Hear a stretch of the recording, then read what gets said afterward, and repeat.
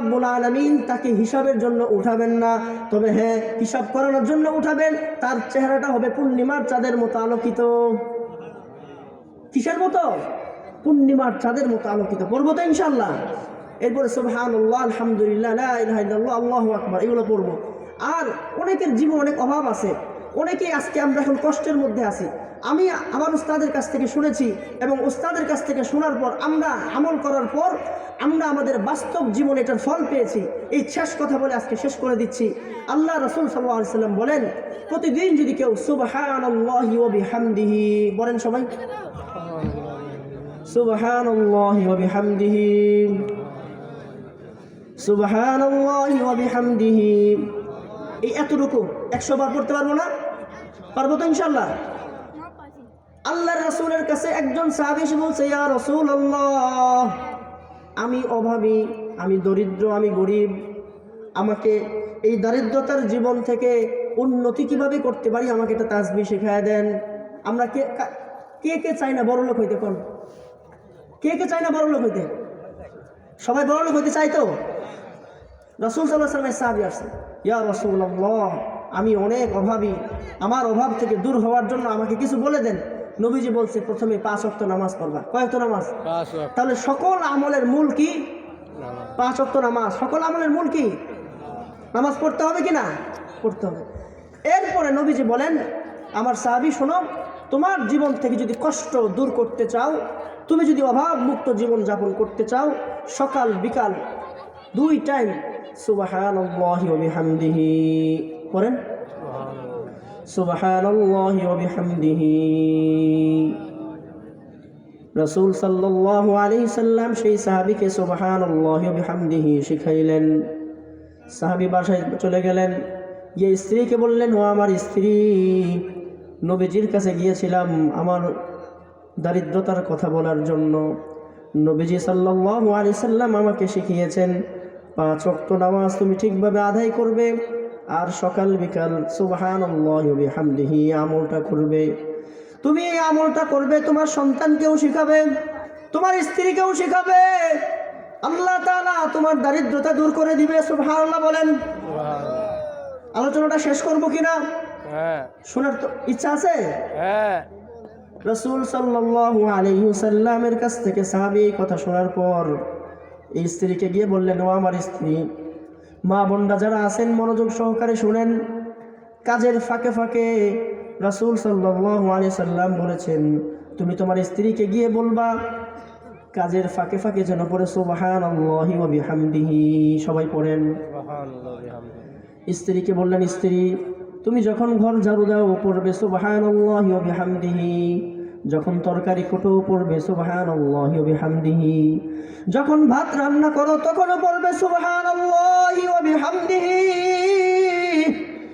প্রত্যেকটা কাজে কাজে পড়বে সুবহানাল্লাহি ওয়া বিহামদিহি। সন্তানকেও শিখাইলেন, হে আমার সন্তান, আমরা গরিব। রাসূলের কাছে এই গরিবের কথা বলার পর রাসূল তোমাকেও পড়তে বলছে সুবহানাল্লাহি ওয়া বিহামদিহি। আজকে যদি মুসলমানরাই তাসবির এই ফায়দাটা বুঝতো, কোনো মুসলমানের জীবনে কোনোদিন অভাব থাকতো না।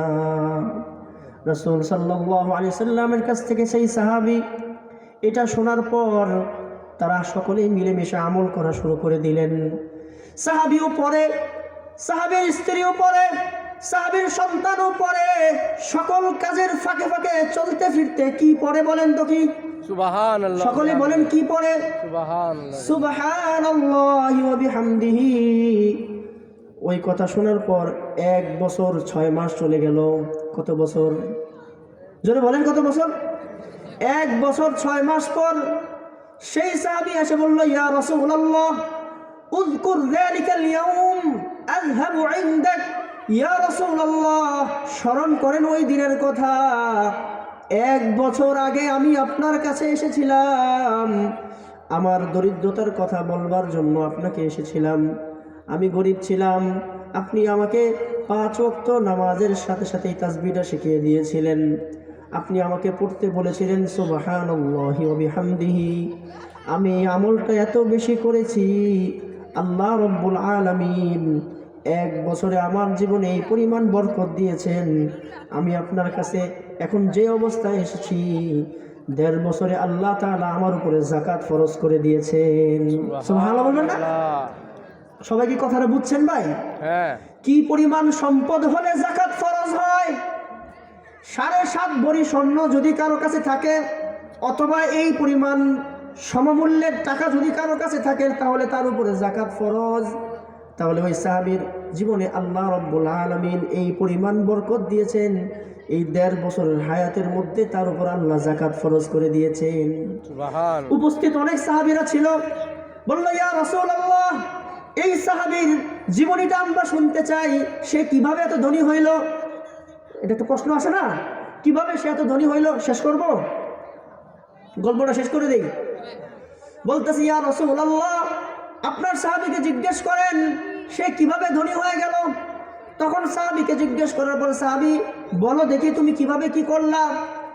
ওই সাহাবী বললেন ইয়া রাসূলুল্লাহ, আমি জঙ্গলে কাঠ কাটতাম, জঙ্গলে কাঠ কাটার পর সেই কাঠ নিয়ে বাজারে বিক্রি করতাম। ইয়া রাসূলুল্লাহ, জঙ্গল থেকে কাঠ নিয়ে যাওয়ার পর, বাজারে যাওয়ার পর মানুষ আমার এই কাঠগুলো কেনার জন্য পারাপারি শুরু করে দিত। সুবহানাল্লাহ। সুবহানাল্লাহ। এত অধিক পরিমাণ মুসলমান আমার কাছে এসে আমার এই কাঠগুলো কিনতে চাইতো, আমি দিয়ে কুলাইতে পারতাম না। তাই মাঝে মাঝে বলতাম যে এই সপ্তাহে 5 জনকে দিব, তারপরের সপ্তাহে 5 জনকে দিব। মানুষ বলতো তোমার যে কাঠের দাম তার চাইতে 2 গুণ 3 গুণ বেশি দিয়ে তোমার কাছ থেকে কাঠ কিনবো। সুবহানাল্লাহ বলবেন না? সুবহানাল্লাহ।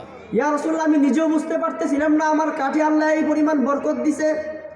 একদিন আমি একজন লোককে জিজ্ঞেস করলাম, ভাই আমার এই কাঠগুলো নেওয়ার জন্য তোমরা এত পাগল কেন? তখন সকলেই বলল, ভাই অন্য জায়গার থেকে কাঠ কেনার পর যেই পরিমাণ বরকত পাই, তোমার কাটা কাঠগুলো কিনলে অন্য জায়গার থেকে কিনলে যদি 1 মাস যায়, তোমারটা কিনলে 5 মাস যায়। সুবহানাল্লাহ না? আল্লাহ রাব্বুল আলামিন আমার সম্পদে এই পরিমাণ বরকত দিয়েছেন। আল্লাহর রাসূল 1 বছরে আমার উপরে যাকাত ফরজ হয়ে গিয়েছে। এই পকেটে হাত দিয়ে বললেন, ইয়া রাসূলুল্লাহ, আমার এই যাকাতের সম্পদগুলো আপনার কাছে নেন। সুবহানাল্লাহ বলবেন না? সুবহানাল্লাহ। আপনার যাকে মন চায় তাকে দিয়ে দেন। রাসূল সাল্লাল্লাহু আলাইহি ওয়াসাল্লাম বলেন, ইন্নাল্লাহা ইয়ারযুকুত তুয়ুরা বিহাদাত তাসবিহ ওয়া ইয়ারযুকুল মালায়েকাতু বিহাদাত তাসবিহ। রাসূল বললেন, আল্লাহ রাব্বুল আলামিন এই পৃথিবীতে যত মাখলুক আছে, বিশেষ করে পশু পাখি, সাগরের মধ্যে যত মাখলুক আছে, সকল মাখলুককে এই তাসবিহর বিনিময়ে খাওয়ায়। সুবহানাল্লাহ বলবেন না? সকল মাখলুককে এই তাসবিহর বিনিময়ে খাওয়ায়। অর্থাৎ সাগরের মধ্যে যত পানি, আসমানে যত পানি, সকল মাখলুক সকালে সুবহানাল্লাহ বিহামদিহি পরে ঘর থেকে বের হয়, সন্ধ্যায় তাসবিহ পড়তে পড়তে আবার ঘরে ফিরে। সুবহানাল্লাহ।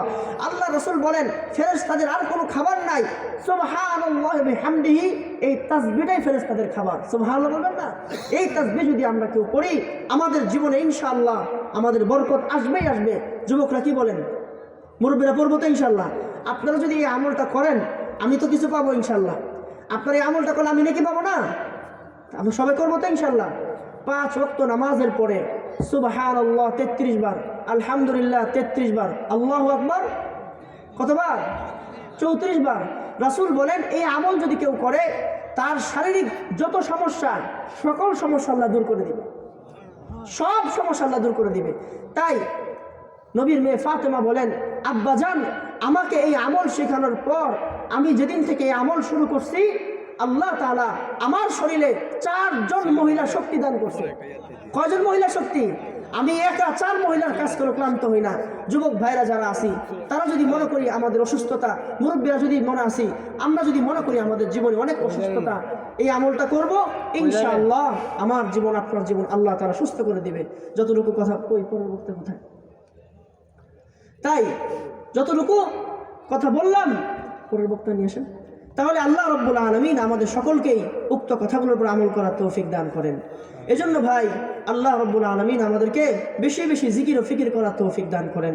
ভাই জিকির এমন এক জিনিস, জিকির এমন এক জিনিস, জিকির এমন এক জিনিস জিকির যে বেশি বেশি করে, আয-যিকরু কলবুল্লাহ, যে বেশি বেশি জিকির করে আল্লাহ তাআলা মানুষের কাছে তার সম্মানকে বাড়ায় দেয়। সুবহানাল্লাহ। জিকির করলে 5টা, প্রত্যেকটা নেক আমলের 5টা ফায়দা আছে, প্রত্যেকটা গুনার 5টা বদ খাসলত আছে। প্রতিটা নেক আমলের কয়টা উপকারিতা ভাই? 5টা। আর প্রত্যেকটা গুনারও 5টা প্রতিক্রিয়া আছে। আব্দুল্লাহ ইবনে আব্বাস রাদিয়াল্লাহু আনহু বলেন, যদি কেউ নেক আমল করে আল্লাহ তাআলা এই নেক আমলের বিনিময়ে প্রথম আল্লাহ তাকে যে পুরস্কার দেন, তার চেহারাটাকে আল্লাহ তাআলা সুন্দর করে দেন, তার চেহারাকে আল্লাহ সুন্দর করে দেন, তার স্বাস্থ্যকে আল্লাহ সুন্দর করে দেন।